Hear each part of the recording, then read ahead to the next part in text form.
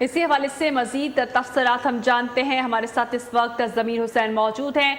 जी ज़मीर, बताइएगा इस हवाले से मजीद क्या तफसीलात हैं आपके पास? जी बिल्कुल, आज इंसदाद दहशतगर्दी की अदालत में पीटीवी पार्लियामेंट हमला केस की समाअत हुई है और वज़ीर-ए-आला केपी के परवेज खट्टक और शौकत यूसुफजई आज अदालत पेश हुए हैं और अदालत की तरफ से पूछा गया कि आप 4 साल तक अदालत क्यों नहीं पेश हुए। तो परवेज खट्टक की तरफ से कहा गया कि मुझे नोटिस ही नहीं मिला, तो मुझे नोटिस मिला होता तो मैं ज़रूर पेश होता।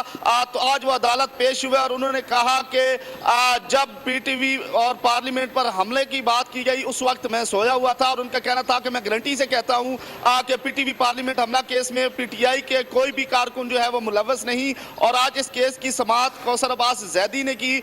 शौकत यूसुफजई और परवेज खट्टक अदालत में पेश हुए और उनकी अबूरी जमानत जो है वो मंजूर कर ली गई और उनके वकील की तरफ से इस्तदा की गई थी मंजूरी अबूरी जमानत के हवाले से, तो वो मंजूर कर ली गई और अदालत की तरफ से हुक्म दिया गया कि 1-1 लाख के मचलके जमा करवाएं।